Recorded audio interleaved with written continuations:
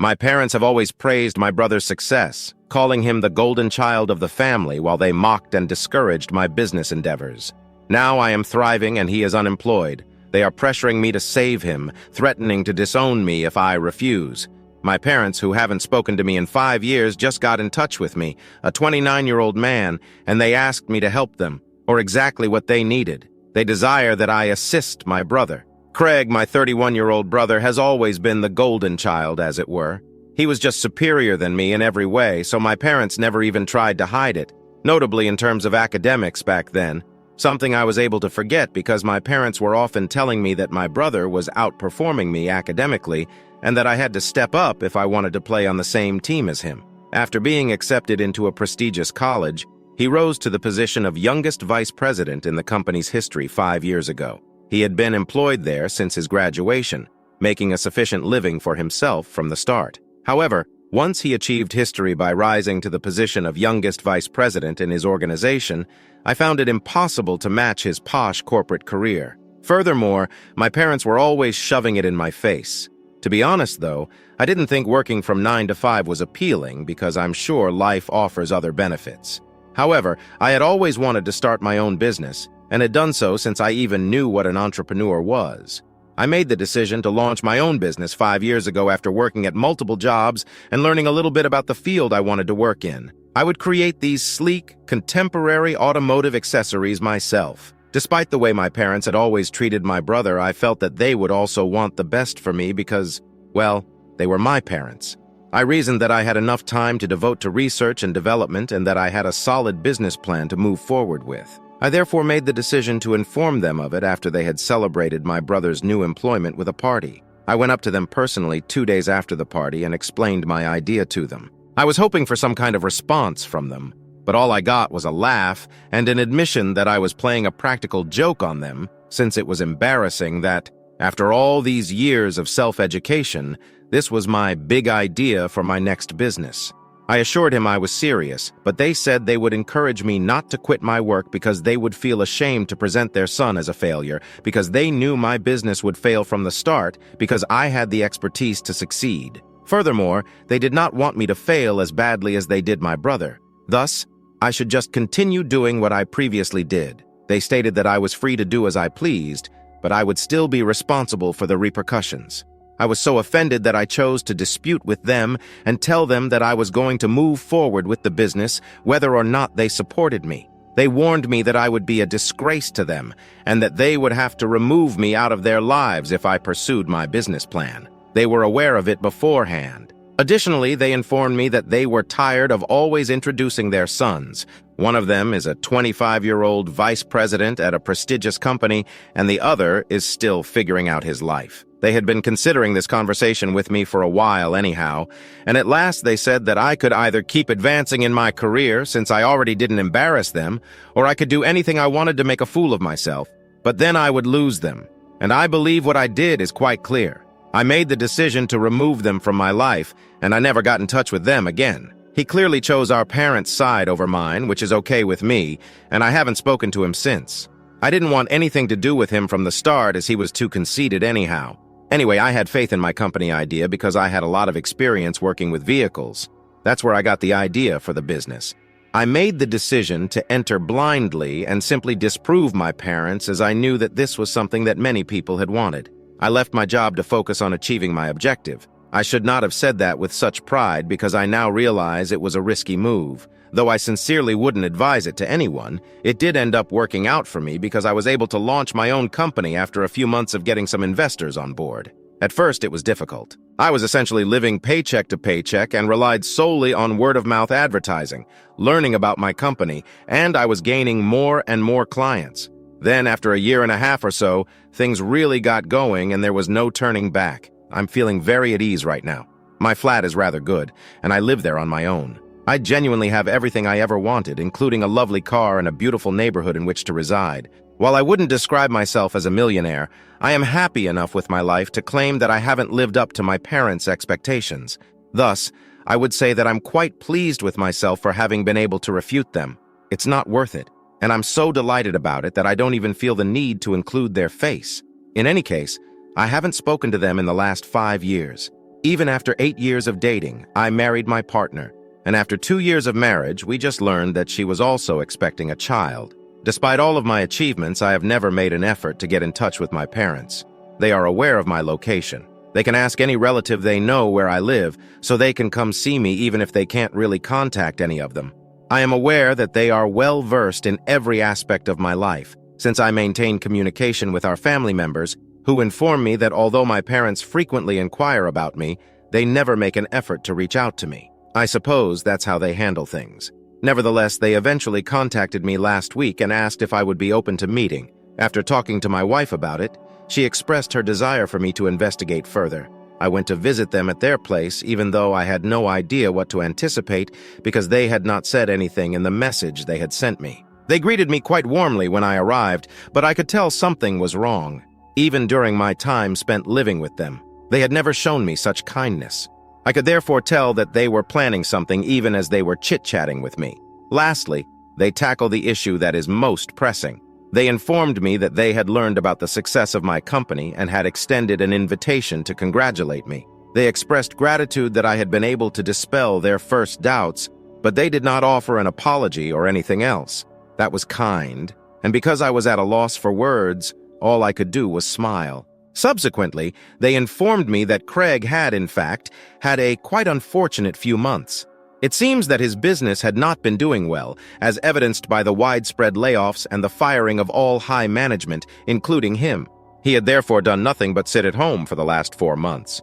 He had been attempting to find another employment, according to my parents, but he was fairly depressed about the way things had worked out for him and did not know what to do after working for the same firm for so long. Since there wasn't much I could do to stop them, I decided to let them continue because I was curious to see where they were taking the subject. I found it incredibly puzzling that they were talking about him. They asked me if I would be willing to hire my brother after a while, explaining that he was now too depressed to apply for jobs on his own, and that all the offers he was receiving were below his pay grade. He did therefore require something, and my parents wanted to get in touch with me to see whether I would be willing to provide him a well-paying job in my company. When they asked me the question, he could also contribute his own knowledge to the discussion.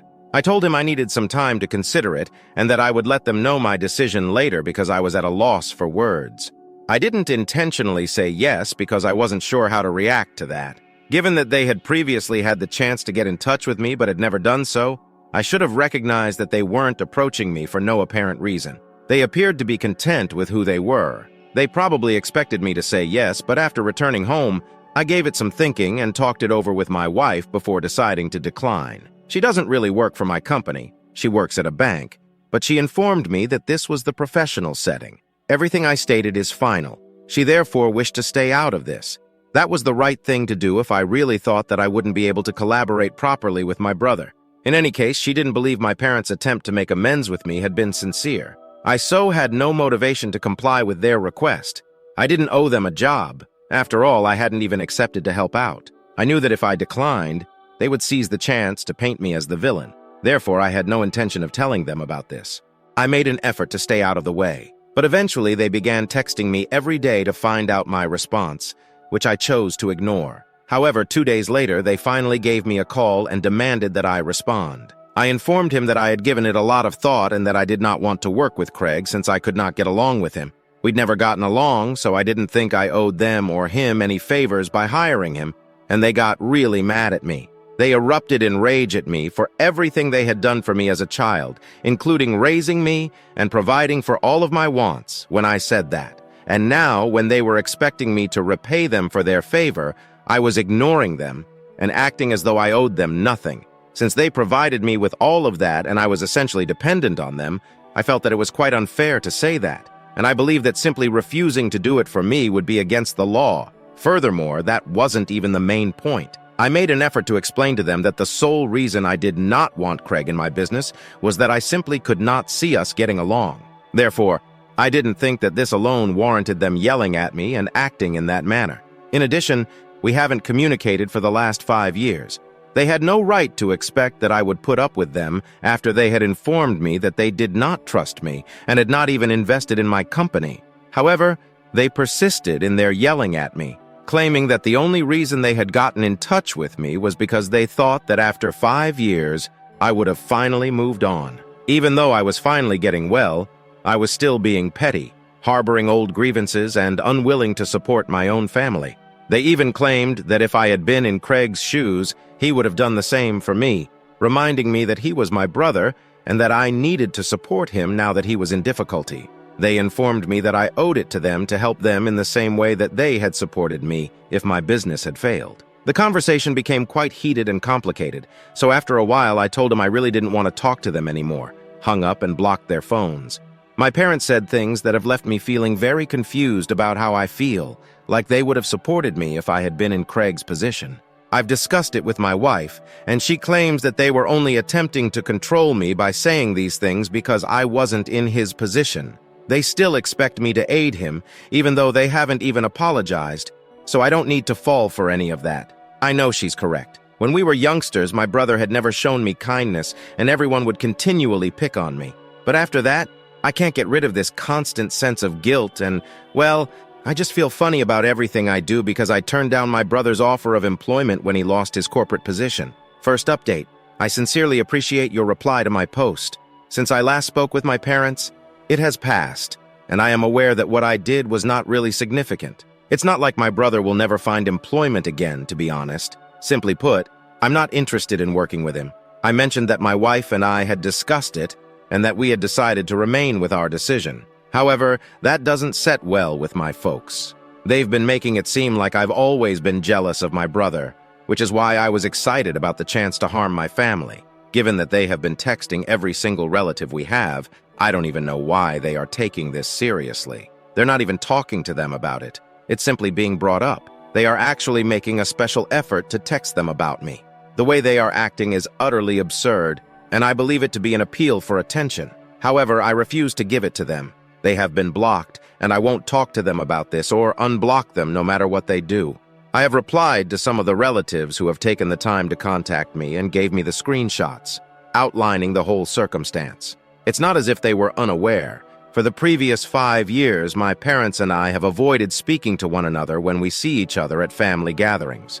The majority of people were aware of our tense relationship, but this is going too far in trying to place the blame squarely on me. Nevertheless, most of my relatives assured me that I didn't need to worry about my parents after I addressed matters with them. Considering that they were aware of everything that had previously occurred, they would not turn against me. They also understand that my parents are exaggerating at the moment. That's why I'm pleased with it at the moment. And to be honest, I don't think I have time to worry about these things right now because my wife is expecting. I had planned to make the announcement in a few weeks, but I guess I'm going to do it sooner instead, if only to let my parents know that I'm not worth their trouble. Though we're not sure if it will succeed or not, my parents are extremely callous and can even go and try to bother us even after learning that my wife is expecting.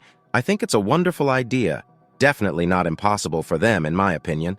Second update. Hi there. A few days ago, my spouse and I announced our pregnancy on social media. I haven't spoken to my folks in around 10 days. The majority of my family contacted me to offer congratulations. However, a few days later, I got an email from an unknown sender claiming that my actions were harming my family and would eventually lead my child to suffer. That's when I realized that this was my parents. No one else would have dared to utter something as awful, therefore it had to be. They are already wishing us harm, even before my kid is born, simply because I declined to assist my brother. It's not even as if Craig had asked for my assistance directly, in which case I would have given it some thought.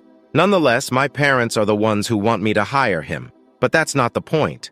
I don't think it would have given them the right to say such things if I had done some really bad things. I kept that email a secret from my wife since I knew it would just make her angry. That is not what I want to occur. Even though she is still quite early in her pregnancy, reading comments like these depresses me greatly. I went to my parents' house to talk to them face to face because I decided to handle this on my own. The only way I could communicate with them was to visit them because I didn't want to unblock them. However, they declined to even hold open the door to admit me, most likely because they knew how awful what they had done was. I completely lost my cool when I spoke to them from outside their home. After the way they had treated me for the past 5 years and the way they had behaved with me throughout my childhood, I yelled at them, telling them that they had no right to say such things. Because I was suddenly somewhat successful, it was as if I was no longer even a member of the family. They'd never had Craig do anything like that when I was having trouble, but they wanted a piece of it and to enjoy my brother's achievement with me as well. They didn't even deserve to talk to me at this time because, to be honest, they hadn't supported me at all while I was in need. I informed them that their attempts were futile and would just cause me to become more aloof from them. In order for them to say goodbye to helping me when they were exhausted, I also stated that I never wanted to speak to them again and that, even if they apologized, I would not forgive them in the future. Furthermore, they won't ever get to see their grandchild. I feel so glad now that I've said it, left, and returned home. Since they first began to worry me, to be very honest, I've been holding these things back for a while. However, it was now imperative that I respond to them appropriately. I don't want to upset my wife, so I haven't told her about this interaction yet, and I don't think I will till the pregnancy is over. 3 updates. Hello? My parents decided to take a step back and remain quiet for a bit after we had a face-to-face conversation last week. A few family members and close friends were also invited to a pregnancy announcement party I had at my place. And although I had anticipated them to do anything, they chose not to bother. I was attempting to do the same thing, so I reasoned that perhaps they had finally moved on from the entire incident. However, I got a call from Craig this morning while I was at work.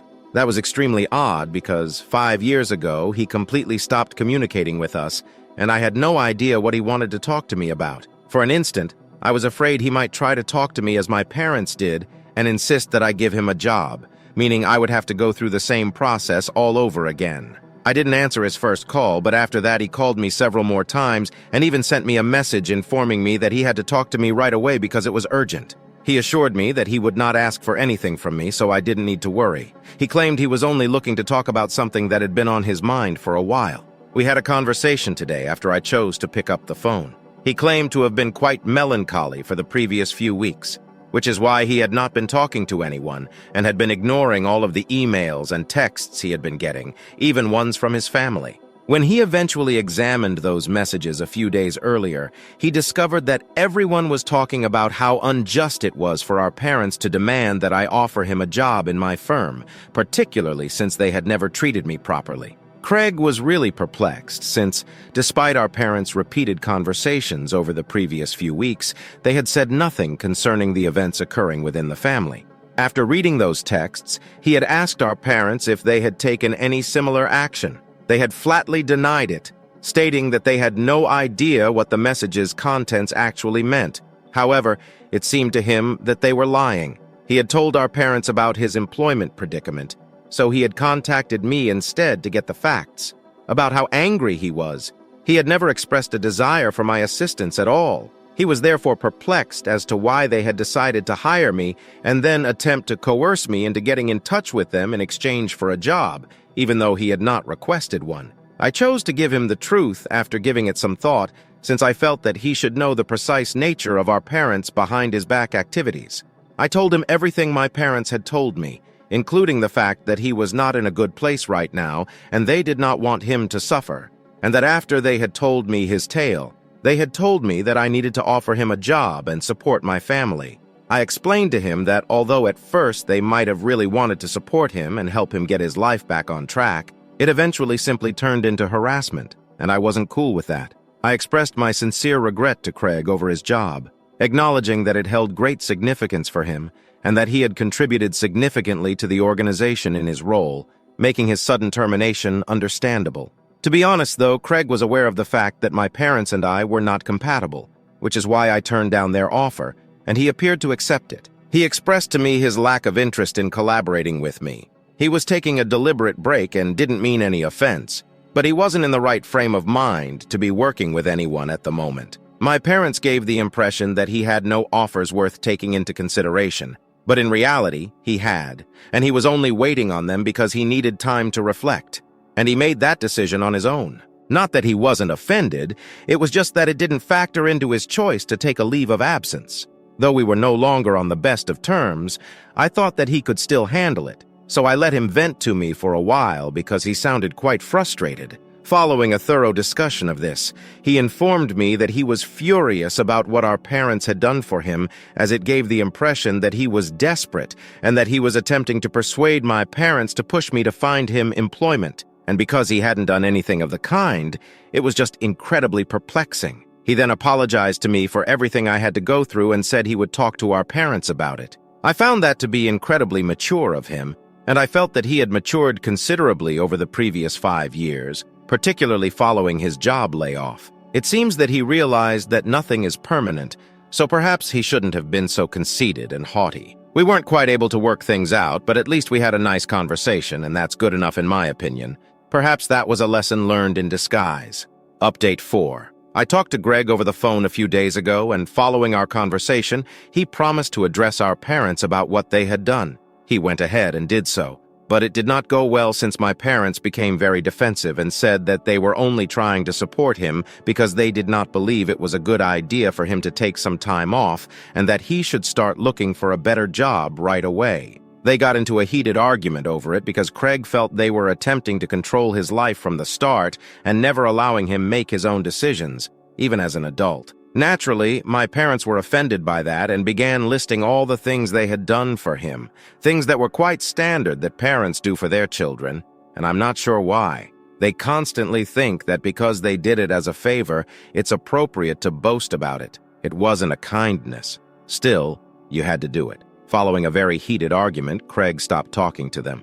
And who do they think is to blame for all of that? Yes, you understand. Once more, they are blaming me for everything. And I just don't get how I can be made out to be the victim of almost every circumstance they find themselves in. This time, there were no arguments between them. Instead, they just chose to post about it on Facebook. Fortunately for me, though, every member of our family intervened right away to support me and exposed my parents' BBS. They made them aware that, in addition to being awful parents to me, Craig had also suffered greatly by their attempts to control and manipulate him, particularly at such a tough period. Rather than trying to elevate him and paint him as the villain, they ought to have been there for him, both morally and emotionally. They chose to remove that post and ban every member of my family after getting a lot of feedback from our relatives. In summary, they've been shunned by almost everyone, and I'm really glad about that. Craig and I intend to work on improving our relationship going forward. He has expressed regret to me for mistreating me in the past,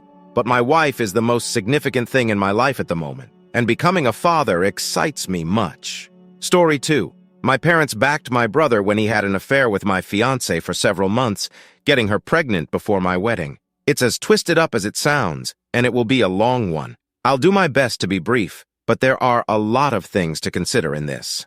Whether or not this is believed is irrelevant to me. I just had to get it off my chest because it's so crazy. I won't sugarcoat anything, but I will also refrain from providing any information that would allow those who aren't already aware of the circumstances to identify me. I'm a 32-year-old man who was engaged to my 5-year girlfriend until a few months ago. Sarah will be our name. At 29 years old, my younger brother Mike has always been the family's golden boy. To truly comprehend the extent of this treachery and the reasons it has affected me so deeply, I must briefly explain my family's history and how we came to be in this situation. As a child, our parents saw no wrong in Mike, while I was continually chastised and punished for even the simplest of things. This was overt and intense, not your average sibling rivalry or subtle favoritism. I would be held accountable when Mike broke stuff. He would pick fights, and I would end up getting grounded. He would receive a new video game system if we both received straight A's, while I would receive a pat on the back and encouragement to keep going. Let's name them Tom and Linda. Our parents always had an explanation for their actions. Mike is the younger. He need greater care. It's you who is older. You ought to be more knowledgeable. Mike is merely more perceptive. He needs to be handled carefully. I was constantly subjected to gaslighting and double standards, which made me feel unloved and useless in my own house. The favoritism only increased with age. My parents hardly noticed when I received a partial scholarship and was accepted into a reputable college. However, they gave Mike a lavish celebration and purchased a car for him to drive after he made the decision to attend community college. Never mind that for years I had been riding my bike 5 miles each way to my part-time work. As soon as I could, I left my toxic home environment behind. I took out loans, worked 2 jobs, and put myself through college. Mike, meanwhile, left college after only 1 semester, saying it wasn't for him. Our parents totally praised him for being true to himself and not fitting in with society's standards, and they supported his decision. Over the next few years, They even provided financial support for his string of unsuccessful business endeavors. I attempted to establish distance between myself and my family, but they constantly managed to entice me back in. Holiday parties were a nightmare of nuanced comparisons and subtle insults. "Oh, so that entry-level job is still yours? Mike is considering launching a new company. He's quite enterprising." Never mind that while Mike was blowing down our parents' retirement savings, I was actually developing a solid profession. I made an effort to stay in touch with Mike in spite of everything. After all, he was still my brother. However, it was always biased. I would try to make eye contact and reach out, but he would either ignore me or find a way to make it into a competition he could win. Should I get promoted? If I started dating someone, he would miraculously be in a serious relationship and suddenly have a lot of opportunities. I met Sarah when I was trying to get back in touch with Mike. We clicked right away since she was a friend of one of his brief relationships. Sarah fulfilled all my dreams of becoming a partner. She was kind, intelligent, humorous, and very beautiful. I felt genuinely happy and appreciated for the first time in my life when we started dating. As expected, my parents were not very happy about it. They questioned Sarah's perception of me and made crude remarks about how she was out of my league. Conversely, Mike took an immediate interest in my life. He would continuously inquire about Sarah, eager to know every detail about her. That moment, I felt content. I could see he was interested in something in my life. In retrospect, I should have recognized the warning signs. After a year of dating, Sarah and I moved in together and we had a terrific time. Each of us had a successful job. We made our way. We discussed our future plans. I began to believe that perhaps, just possibly, I could have the life I've always desired. A fulfilling profession and a caring partner, perhaps even children in the future. Sarah accepted my proposal after 4 years together. Nothing spectacular, just a simple supper at home and a moving speech. I felt like the world was on top of me when she answered yes. We made the decision to take our time preparing the wedding and enjoy a lengthy engagement. We didn't have to rush. Our entire lives lied ahead of us. That is, I believed. To put it mildly, my family's feelings were conflicted when we told them we were engaged. My mother put on a false smile and remarked, "Oh, how nice," but in a way that made it sound anything but. "Good luck with that," my dad remarked, giving me a groan. Mike had the strangest reaction, though, before he turned back to the TV. He complimented us, but there was something strange, almost predatory, about the way he smiled. At the time, I dismissed it, attributing it to my own fears. Next year was stressful work year along with wedding planning. Working long hours at our jobs, Sarah and I were attempting to accumulate money for a down payment on a property and for the wedding. We didn't spend as much time together as we once did, but I assumed that was a passing phase. I mean, every couple has bad times, right? I should have seen the indications, looking back. Sarah grew more aloof, constantly on her phone and grinning. A text message from someone she'd swiftly clarified as only a coworker. She began going out more often with her girlfriends and returning home after dark with a strong cologne and alcohol odor. But I had total faith in her.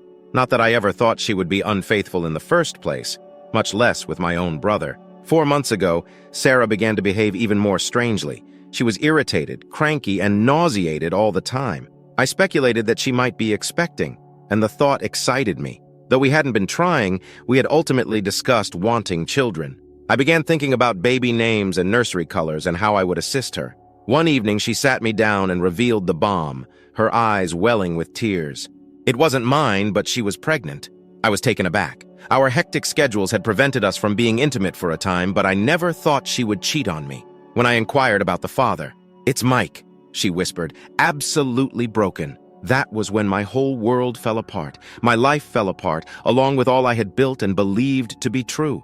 My breathing stopped. I was unable to concentrate. I was overcome with a deep sense of loss and betrayal. In between sobbing, Sarah sought to clarify what she had said. It seems to have begun at our engagement celebration. Mike had trapped her, telling her that marrying me would be a mistake. By convincing her she could do better and that he could give her everything I couldn't, he had preyed on her fears. It was not an isolated incident. Their affair had lasted for several months. That night, I gave Sarah the boot. I was unable to look at her. Being in the same room as the woman who had deceived me was unbearable for me, so entirely. She pleaded with me to pardon her, claimed she loved me and that it was an error. However, my only thought was the number of times she had lied directly to me. How many times had she worn the ring I'd given her when Sarah departed while she was with my brother? I gave Mike a call. Not even what I said comes to mind. Everything was a swirl of hurt and fury. At first, he attempted to play it casual, saying it was just a drunken error and had no real significance. However, he became combative when I questioned him, saying something like, "Maybe if you'd been a better fiancé, she wouldn't have come to me." Red was there, ready to do anything to make him regret what he said. I got in my car and headed to his flat. Our parents were there when I arrived, so I'm not sure what I had planned to do. It seems that Mike had contacted them initially, narrating a tale about how he was captivated by Sarah and how remorseful he was. Furthermore, what do you know? They gave him credence. They consistently do. My dad just stood there looking disappointed in me while my mom began lecturing me right away about forgiveness and family. Naturally, not in his priceless Mike. I attempted to clarify what actually transpired, but they seemed uninterested. Family comes first, they insisted, and I had to forgive Mike and help Sarah through her pregnancy. I cracked up. Years of suppressed bitterness and rage broke forth. I expressed my disapproval of their perverted sense of allegiance to them, pointing out that they had consistently sided with Mike at my expense and had never once shown me support or solidarity. I declared to Mike that he was no longer my brother and that he was dead. I informed my parents that because they no longer had me, they could have the son I had always desired. I ignored their request to come in as I marched out. I spent hours driving, not thinking about a destination. I simply need to go away from everyone and everything. I had dozens of missed calls and messages when I eventually got home, some of which were from Sarah pleading for another opportunity. A few from Mike, back and forth between excuses and charges, but the majority came from my parents, who insisted that I mature and make apologies. I ate and slept very little, ignoring them all. Using all of my accrued vacation days, I called in sick to work. I was unable to face anyone, couldn't stand to think about having to justify what had occurred. I simply sat in my apartment and went over every exchange I had with Mike and every moment I spent with Sarah, trying to figure out what had gone wrong. Now 3 months have passed. To deal with all this turmoil, I've begun treatment, changed my number, and relocated to a new apartment. My family, though, won't give up. Even when I tried to break off contact, they never stopped trying to get into my life. They've begun to show up at work, hoping to surprise me and make me make amends. In the parking lot, my mother approaches me and sobs, telling me how I'm breaking their family. My father calls me over the phone, demanding that I be strong and forgive Mike. Mike has made a couple attempts to talk to me, but I've been able to dodge him thus far. They have even tricked me into forgiving Mike by sending flying monkeys in the shape of my extended family. My phone is suddenly blown up by aunts, uncles, and cousins that I haven't spoken to in years, reminding me how important family is and that I should let the past go. It seems as though they are residing in another reality where Mike and Sarah's actions were merely inadvertent errors rather than catastrophic ones. The most recent advancement. Sarah sent me a message yesterday. She intends to co-parent with Mike and keeps the child. And what do you know? My parents are ecstatic to be grandparents, oblivious to the circumstances surrounding it and the mocking comments made by my parents when Sarah was with me. The letter was chock full of excuses and explanations, detailing how this trying scenario had led to her and Mike discovering true love. For the sake of the youngster, she even dared to express that she hoped we may all become friends at some point. I'm completely lost. There's a part of me that wishes to just break everything off and start over somewhere else. Change my name or relocate to a different state. Create a new life where this mess is unknown. However, there's a part of me that wants to stay and fight because it's so angry, to demonstrate to them how absurd the entire circumstance is. I'm at a loss on what to do right now. Every element of my life has been impacted by the treachery. I cannot tolerate spending time by myself thinking. I haven't even thought about dating once more. It scares me to think I could trust someone like that. This is the reason I lost friends. To those who believe that I should make amends and make a happy family out of myself, as though I'm the bad guy for not wanting to play happy families with the individuals who have harmed me the most. It hurts my stomach to think that Sarah and Mike are raising a child together that should have been mine. Logically, I understand that the infant is innocent and all that. The baby's parents are lying, cheating scumbags, and that's not its fault. But I just can't seem to feel good about the thing. My parents have begun to discuss how important it is for me to be part in the child's life and how I will be an uncle. I get sick to my stomach thinking about it. How can I not see the ultimate sign of my brother's betrayal in this kid's eyes? I suppose what I'm really asking Reddit is, Am I a bad person for not being able to forgive my brother and ex-fiancé? I want to sever my links with my family. Am I wrong? I feel like I'm drowning in a sea of treachery and gaslighting right now, so any guidance on how to proceed would be greatly appreciated. I appreciate that you've read this far. I realize it was lengthy. In a way, it's been cathartic to just put everything in words. I'm not sure what I hope to get out of sharing this affirmation. Perhaps some guidance, or maybe just the ability to cry out into space and have someone, anybody, listen to me edit. Holy **T. Overnight, this became quite popular. I appreciate all of your help and suggestions. The response has been overwhelming, and I will need some time to look over every remark, but I wanted to answer some often asked questions. 1. Yes, I have discussed a restraining order against my family with a lawyer. It is being worked on. 2. No, I do not intend to communicate with the infant in any way. The child isn't at fault, but I can't become involved without going insane. 3. For those who are inquiring about my employment, I have previously discussed the matter with HR. They understand and are helpful. They've made the front desk more secure and allowed me to work from home more frequently. I appreciate their understanding. 4. Many of you have questioned if I've thought of relocating to a different state or city. I'm definitely giving it some thought. Given that my company has locations in other places, a transfer could be feasible. I'm doing a pro-con analysis. 5. Sarah acknowledged the affair in response to those who suggested DNA testing, and the timeline lines up. There's no reason for me to think the youngster is mixed. It's doubtful that I could ever look at that child without thinking of this, even if it turned out to be mine. 6. The sheer volume of people having similar experiences has staggered me. Knowing how frequent this kind of betrayal is breaks my heart. But it also strangely comforts me to know I'm not alone. I appreciate everyone's openness and sharing. 7. To the person who inquired as to whether I had thought of suing Mike for betrayal of affection. Even if it were, my state does not recognize it, despite my research. Right now, I'm not sure I have the stamina for a judicial struggle. 8. Many have noted that Mike seems to be acting in a narcissistic way. Much of what I've read regarding narcissistic personality disorder seems accurate. It is making sense to me, even though it does not justify some of his behavior. 9. As could be expected, individuals who are inquiring about Sarah's family are startled and horrified. They have contacted me to offer their support and have severed their connection with her. Even though it's a tiny comfort, I value it. 10. To the individual who inquired about my thoughts on raising my own children in the future. To be honest, this entire experience has caused me to doubt my want to have children at all. But while I'm still sorting everything out, I'm trying not to make any major decisions. I'm concentrating on getting better and moving on right now, but I'll post if something noteworthy occurs.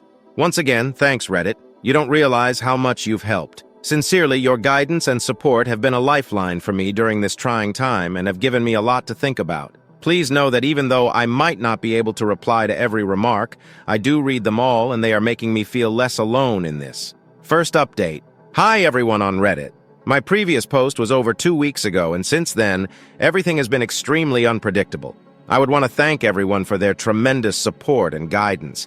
I never imagined my piece would get as much attention as it has, and it has been devastating and strangely reassuring to read through all of your comments. The frequency of this type of betrayal is insane. To put it mildly, the last few weeks have been quite demanding. Recall when I said I was attempting to obtain a restraining order? That ended up becoming quite the ordeal. After my attorney filed the necessary paperwork, a hearing was set for us. I had assumed that with the documentation and the ongoing harassment, it would be simple. I was in error. At the hearing, my parents arrived accompanied by a well-dressed lawyer who likely charges a higher hourly rate than I do in a work week. They attempted to portray me as the crazy one, saying that I was destroying the family over a little miscommunication, as though Mike had stumbled and fallen into my fiancé by accident. Thankfully, the judge didn't buy it. My father glared at me as if I had just done murder, and my mother sobbed uncontrollably in the courtroom before she agreed to give the restraining order against Mike and my parents. But the expression on Mike's face, I swear, if looks were deadly, I would be dead. Mike made an attempt to speak with me as we were leaving the courthouse. My attorney intervened on our behalf, informing him of the recently imposed restraining order. Mike simply scoffed and stated, "I couldn't hide behind a piece of paper forever, but this wasn't over." If I said his remarks didn't make me shiver a little, I'd be lying. I do, however, have some legal protection for the time being. Another horror has been the situation at work. Recall that I had indicated that my family had been popping up at work? That was resolved last week, though.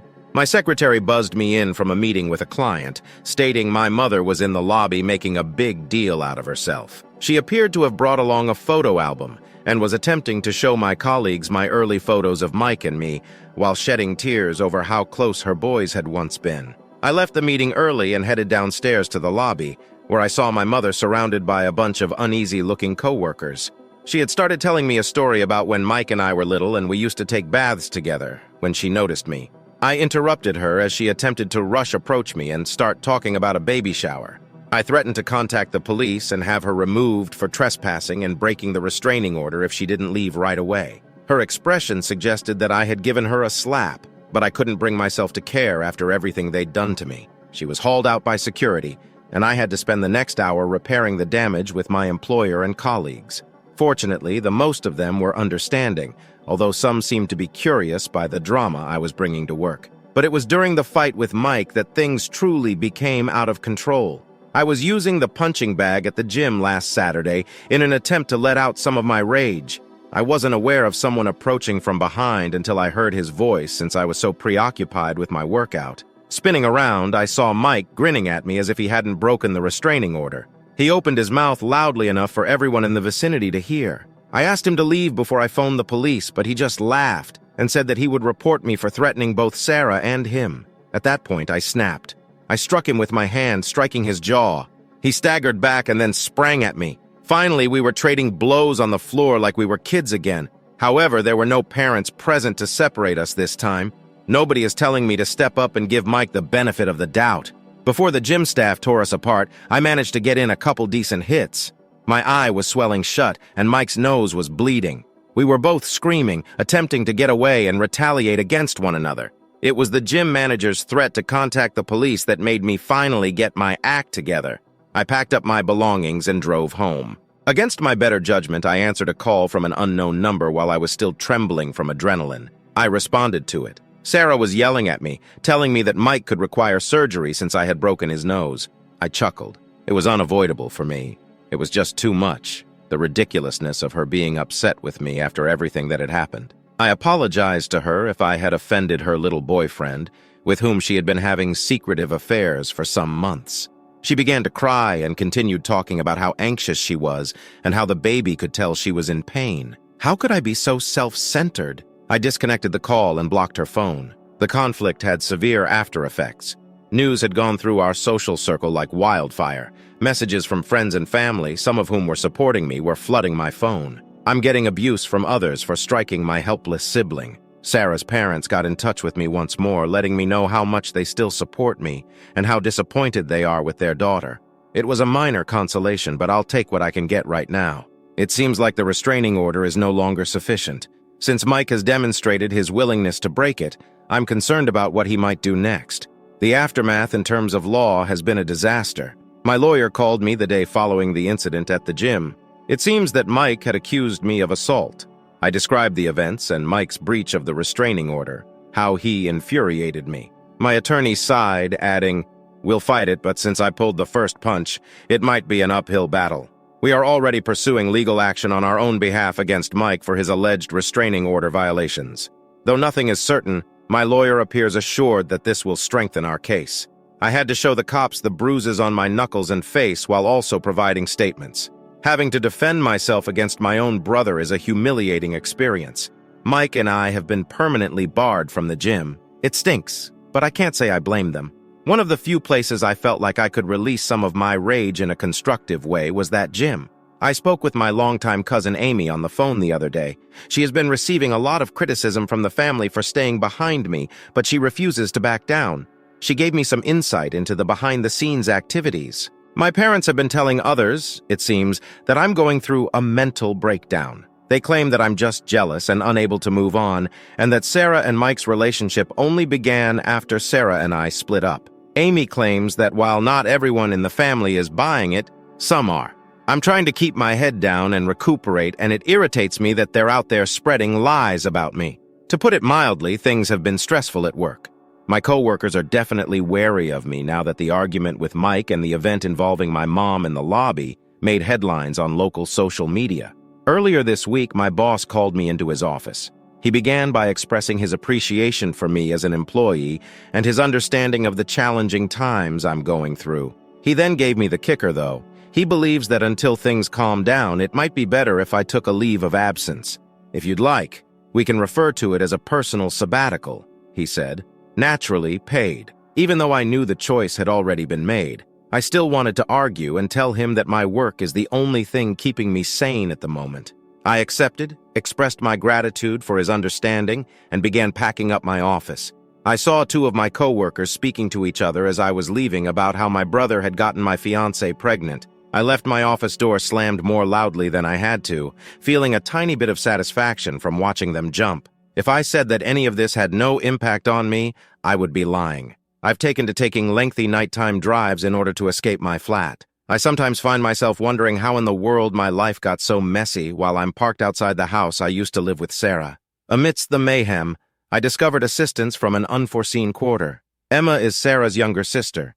Emma apologized for her sister's conduct and offered her support to me via social media.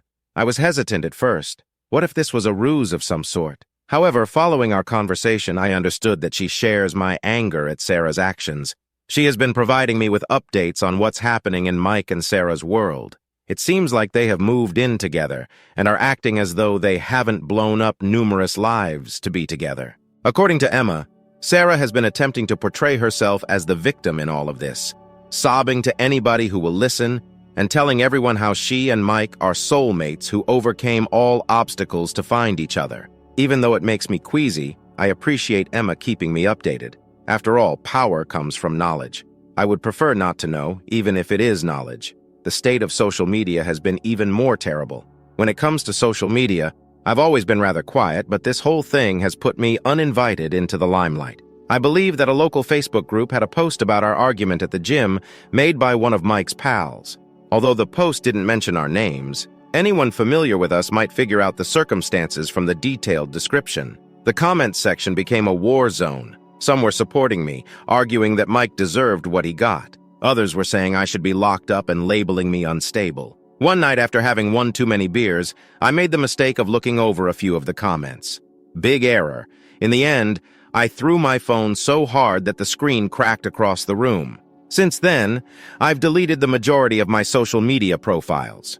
The continuous notifications and messages from folks I haven't spoken to in years, asking to know all the juicy details of my personal life, are too much for me to handle.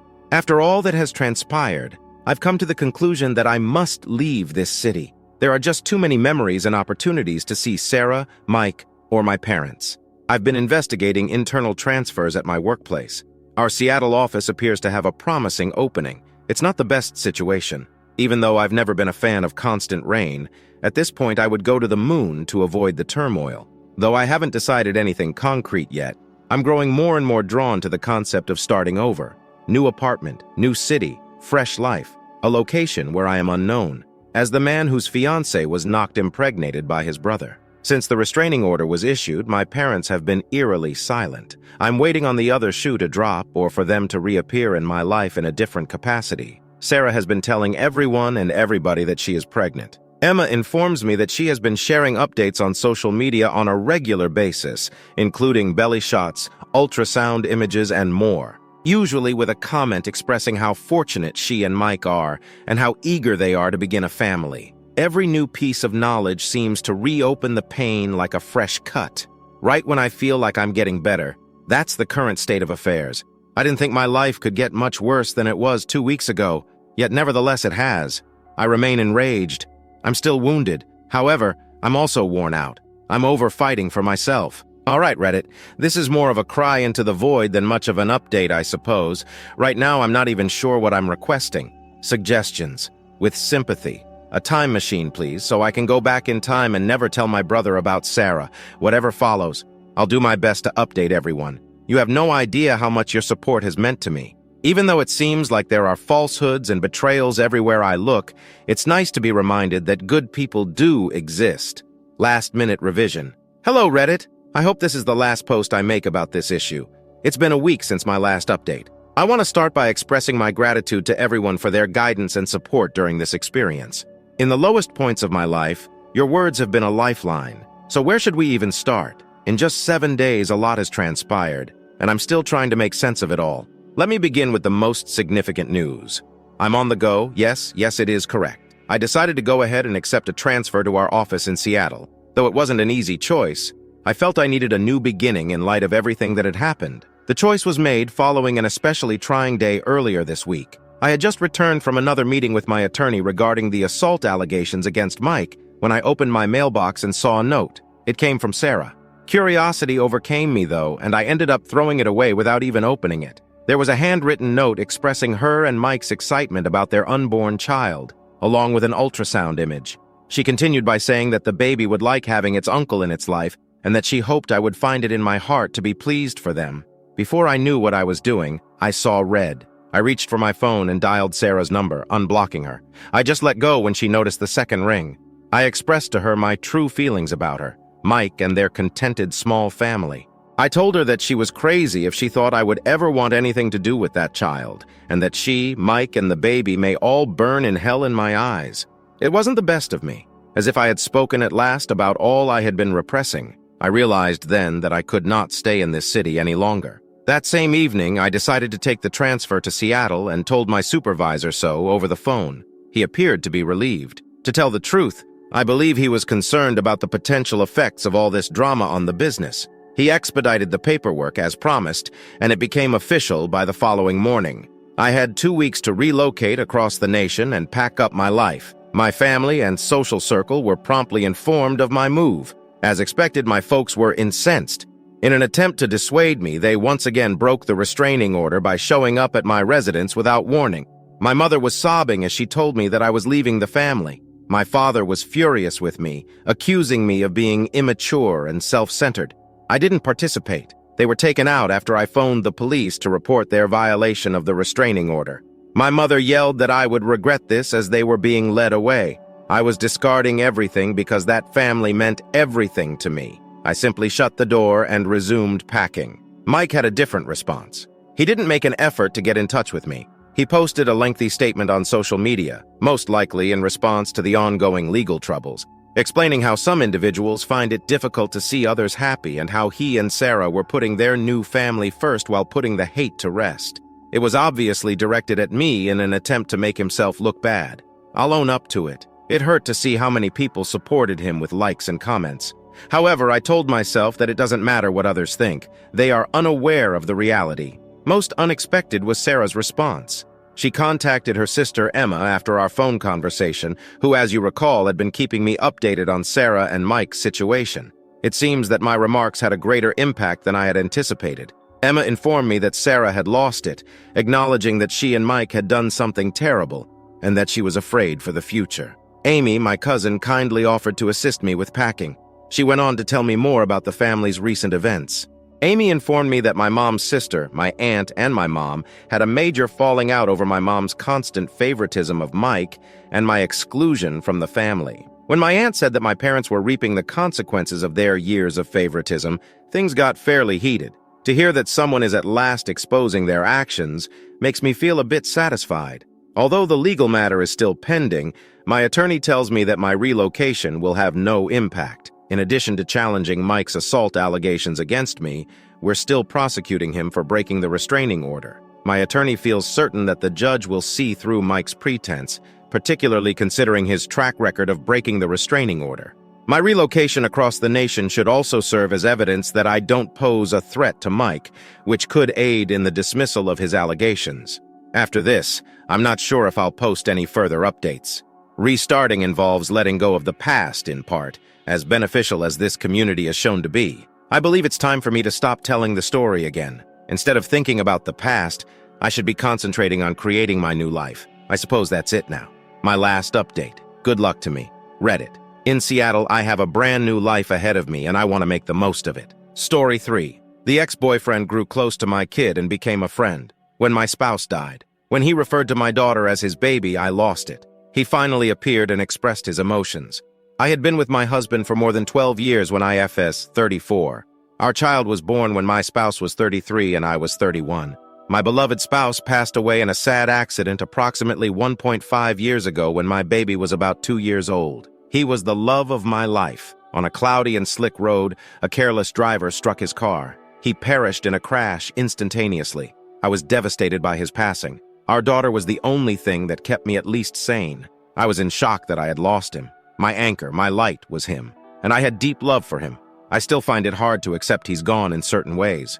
I'll let my ex explain. Approximately a year following his accident, my spouse contacted me to discuss that. Perhaps we broke up a long time ago, several years before to meeting my spouse. Although we weren't precisely buddies, we kept in touch and spoke periodically. "Hello, what's up with you?" sort of discourse. So, as a buddy, he reached out and offered to assist. Even though it came as a surprise, I agreed because I needed a friend badly. To be honest, other from him, I don't have many close pals. Every now and then he dropped by our house, gave my daughter a few gifts, and we had a conversation over tea or beer. It wasn't close. He had a number of casual encounters during the years, and I made it very apparent to him that I wasn't prepared to move on from my marriage in a relationship. I suppose I'm not ready yet. He visited once or twice a month as a result. There was nothing wrong with him bonding. He was really loving with my daughter. However, my child then began phoning my former father. She's a toddler, so I refrained from saying anything even though it really irritated me. How could she possibly know any differently? I doubt she comprehended when I attempted to gently explain to her that my ex isn't Papa. So when my ex came over, I just started sending her to Meyer, my husband's mother. To be honest, I'm sure our child won't remember her father. She will only have photos of him, and I don't want her to start seeing other men in his stead. Thus, everything returned to normal. When I told my ex that my kid wasn't at home, I could see that he was unhappy, but I didn't give it much thought, and that's when I lost it the last time. I may be the R in this situation because I yelled at my ex in the end when I should have handled it better. My mother brought my daughter home early from his visit, after we had a few beers and played some video games. She wanted to go home and was so grumpy. "Here's my baby," he told my daughter, getting up. "I went to hug her because I missed you."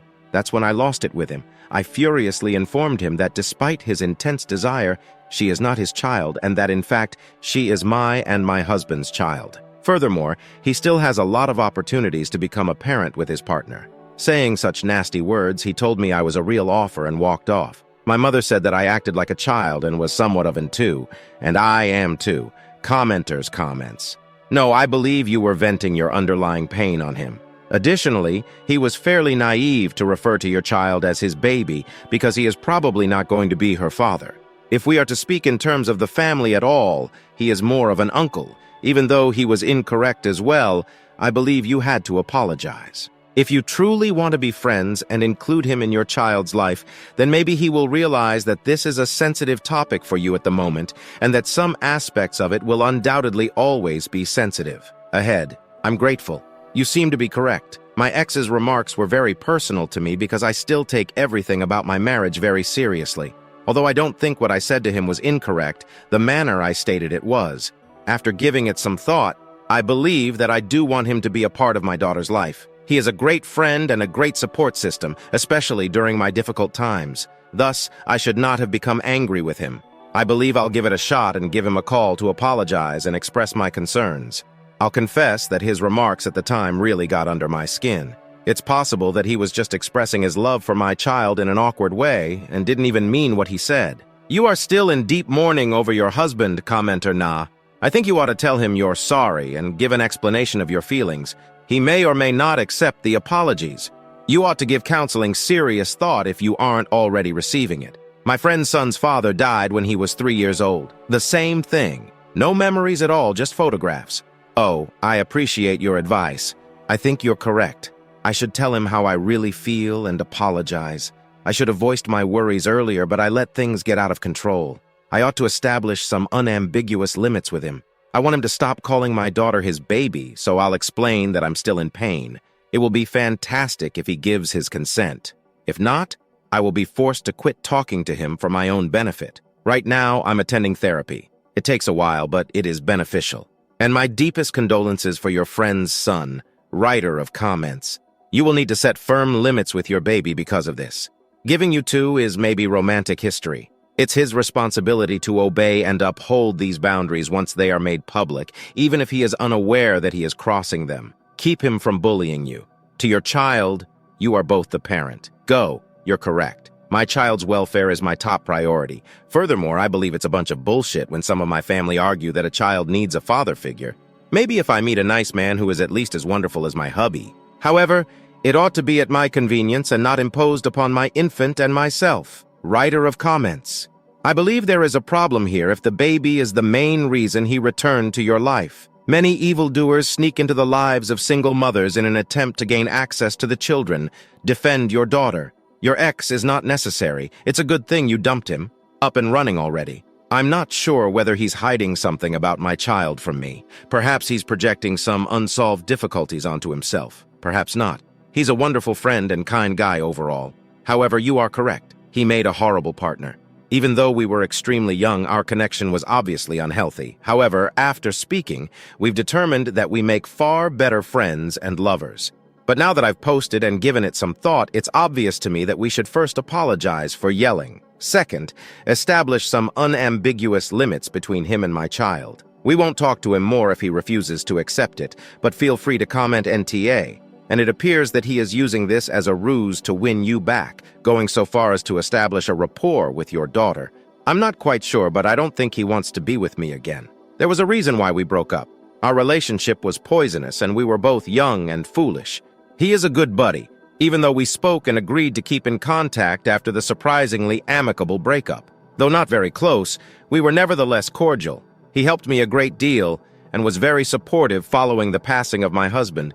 Though it's more of a running joke now that we can admit it, I won't deny that there is some nostalgia for the times we spent together. Do you recall our time spent together? We chuckle because so-and-so happened. In actuality, I don't want to be his partner. His behavior with his multiple partners indicates that he is a bad boyfriend, and that hasn't changed. At first, he didn't seem interested in starting a family, but perhaps he's putting some of his own problems onto my daughter. Writer of comments. I find this entire thing to be absurd. Why you would give your ex such unrestricted access to your child is beyond me. I can see why you would need the help, but I find something fishy about the whole thing. NTA elevated. I appreciate your thoughts. You're correct. I think it was a mistake on my part to even introduce them. I was a mess, and I needed help. Yes, but my child should come first. Year one following my husband's passing. Many others stopped by to give support and sympathies, my family and my husband's. My daughter was by my side all the while. She used to call the brother of my husband Papa, but it makes sense because they had such a striking resemblance. And I kind of miss the fact that my ex may cause trouble with his presence and visits. It was too late for me to realize that I should be very clear about my limits, and that they shouldn't get close if I only want to be friends with my ex-father. I appreciate your thoughts. Although I didn't say so in my post, we are in general European. It's true that Papa is more popular here. Perhaps he did it unconsciously and it wasn't even his goal. Though I was wrong to rage and scream, it's important that we establish some ground rules. Should this friendship endure? Update. Firstly, I would like to express my gratitude to everyone who sent their thoughts, suggestions, and critiques. Thank you so much for that. It's probably time for a little background and explanation. My spouse and I were in a close-knit circle of friends. We used to hang out in our house since it has a sort of playroom with a table, 5 decent PC games, and VR board games. In many aspects, we are avid gamers. Over the years, our friends sadly drifted away from one another, leaving me with only one friend from the group who remained in the area after my husband passed away. However, we can't hang around like we used to because she too is a new mother. Though our conversations haven't been the same, I needed some familiarity. We still talk. My ex showed up and I let things go out of control because I felt weak. I was ignorant to some warning signs and my own poor decisions since I so badly wanted to have a friend who shared interests with my spouse and me. Furthermore, I never left my kid alone with my ex for longer than a few minutes at a time. It was a mistake for me to have introduced them first. Let's get right to the update itself. Last night, my former partner dropped by without warning or invitation. Although I was a little concerned, I was relieved to find that my husband's brother and his wife were visiting our home with their children for a play date. I asked them to keep an eye on the kids while I stepped outside to speak with my ex. He was very inebriated. He spoke first and he said a great deal. He basically claimed that he would always be concerned about me, that after 15 years of suppressing some emotions, he has finally come to the conclusion that it was a mistake for him to let me leave. Admittedly, I am not in the slightest bit concerned about him. I do have some affection for my spouse. Thus, I was foolish to think that we could maintain a cordial friendship and relationship without any repercussions. We had an argument when our conversation became heated. Numerous charges were leveled. My Bill left the house, taking our large, overly protective dog with him. I promptly apologized to my former partner for misguiding him, encouraged him to move on, and requested that he go without coming back. Though he departed without a fight, I was a little concerned that things may get violent. Later, he tagged me and a few of his other ex-girlfriends in a lengthy and ambiguous post about being hurt. Loving is garbage, and he is better off alone. It's unclear how his girlfriend would respond to it, but it's not that important anymore. I hope he will no longer be in our lives because I have blocked him everywhere. Just in case, I will also update my security system as soon as I can. Let's go on to the next tale. Story 2. A boy tormented a cancer-stricken girl. I therefore sold all of his clothing and gadgets. Later, he came out as gay and said that he was also being tormented. He's now apologized, found a job, and wants to put things right. My kid, who is 15 years old, will be a sophomore after the current school year ends. I am 38 years old. At the age of 23, I gave birth to my son. Sadly, my son's father abandoned him when he was 5 years old and never returned. His father hasn't spoken to me in a long time. My son has been having problems lately. To be honest, I'm at my wit's end. I don't know what to do. My youngster made some new pals who have only caused him problems. Along with skipping school and stealing from stores, my son has always been a smart ass. May 9th, one female who lost her hair was bullied by my son. She is undergoing chemotherapy. The young lady was seated in her chair. After my son chose to rip her scarf off him, his friend made cruel remarks to her. My son made the already existing bullying that the poor girl was experiencing worse. She felt ashamed. I received a call to the school. They took the girl and my son to the office. Shortly after they called, I got there. The situation was explained by the principal and the teacher. He bullied a girl whose mother was also present at the school. I requested the mother's phone number. I provided her with my phone number. I advised her to ask for help without holding back if necessary. Due to bullying, my son received 2 days of ice. When my son and I came home, I was enraged. I went crazy. I entered his room and grabbed all of his electronics. I seized his iPhone 13, MacBook, and 5. I stole his name, his Hollister trousers, his Nike shirts, his brand of shoes, and his brand of coats. I put him on indefinite leave. I marked down his electronics to almost nothing 3 days later. My son has clothes from Walmart and shoes from Goodwill. He is not going to intimidate someone and get away with it. I gave the mother the money so she could purchase a wig for her daughter. My son's room just has a shelf of books, a mirror, and his bed drawers. I even took away his painting supplies. Because of this, my mother's side of the family has stopped communicating with me. I am aware that 2 weeks have passed. I simply think it's possible that I was too severe. Correct. There is absolutely no way for him to escape the house. It's also forbidden for him to hang out with his pals. Remarks. Expert_externally 2069. You are my freaking hero. How else could he get knowledge? He was unkind. And maybe this is the turning point where he can turn into a nice, sympathetic guy. It appears that the cancer-stricken mother and her child should be met by the relatives on your mother's side. Do you realize how serious this issue is? They may not realize just how terrible this was. Fantastic parenting. Oop. All I can hope is that this serves as a lesson for him. I've made numerous attempts to discuss this with him, but it hasn't been successful. Expert_externally 2069. Have you considered going to therapy? I used to be such a jerk. I wish I could go back and give myself a hard slap, but alas, I'm not now. You've had the necessary discussions to decide what to do. At this time, therapy might be necessary. Oop, for sure.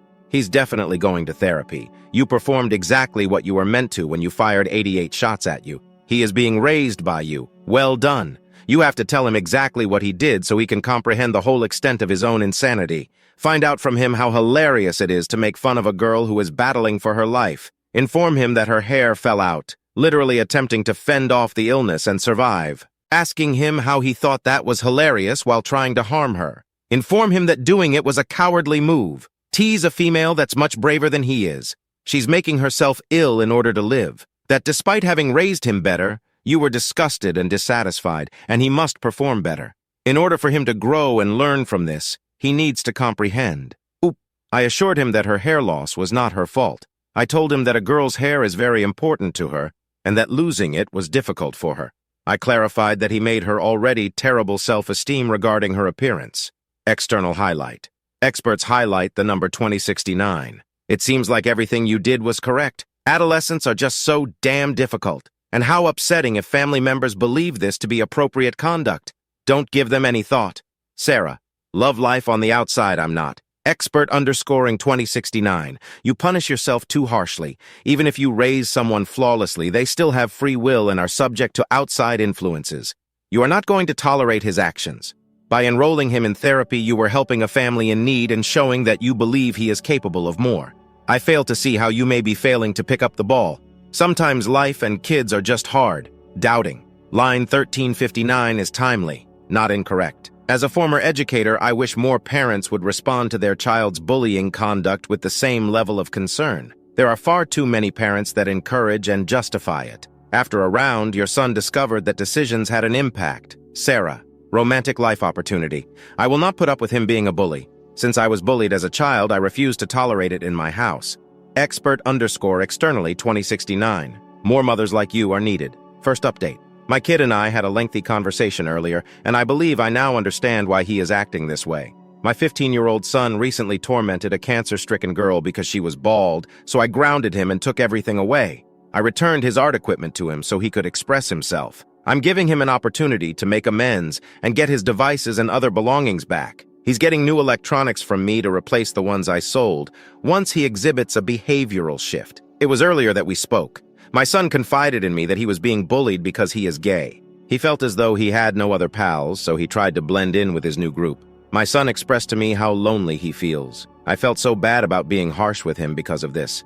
He's going to begin therapy shortly. Can someone who has a child who identifies as LGBTQIA+ help me work through this? Remarks. Snooky. Even though I'm not a parent of a gay child, I have some suggestions for you. I think you're doing a great job with this. It's appropriate that you gradually restore his electronics and privileges. Bullying still needs to have repercussions, if I were in your position. For the two of you, I would look for a counselor who can help you with this and suggest individual therapy for yourself. Murray McMurray. You've handled this well, in my opinion. I would like to know if you are certain that your son did not fabricate something in order to get out of trouble. You claim in earlier posts that this girl has been bullied by boys other than your son. Make sure the mother of the girl and the school are informed that this has been stopped. Cancer is difficult for adults, much less a child. Losing hair can be quite difficult for a lady or girl. Update 2. To provide my son with a constructive outlet, I returned his art supplies to him. He started working as a grocery bagger part-time, and I will be driving him to and from work. Next week, he begins his new position. I also spoke with the girl's mother, and she is improving. My son also came out recently.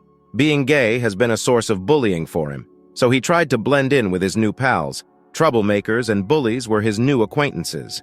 My son confided in me that he truly feels bad about what transpired. My kid wishes to reconcile with her. He was quite kind and offered to give her a clean shave. I guess his behavior completely changed once I reprimanded him. I'm happy for him. Even now, I don't fully trust him to get my electronics back. I'll get him a new phone and computer as soon as he demonstrates to me that I can once again fully trust him. Remarks. Miller High School is a really harsh place to be. I'm happy that instead of immediately handing him his gadgets back, he has the chance to earn them. Is it difficult to be gay in high school? Indeed. However, this does not give anyone the right to vent their frustrations on others. When you gave the girl the money so she could get a wig, I was overjoyed. And that's parenting too. All right, tab 3378. Thanks to the internet, high school seems so much worse these days. Kids used to beat the living hell out of each other, even when all we had was aim. Right now, I find it impossible to imagine. Greaser pup. I received my high school diploma in 2022. I was a member of the GSA equivalent at my school. However, we referred to it by a different name. It was once found that someone had made an Instagram account called Flores of my high school, which contained images of students, some of whom were in our GSA, posted without their permission and that weren't visible to their families for a variety of reasons. We never discovered the identity of the user, but school management managed to get the account closed in some way. I was only made aware of other comparable reports after the fact. At my high school, marginalized students were fortunate that our administration took an interest in them, as many administrators don't.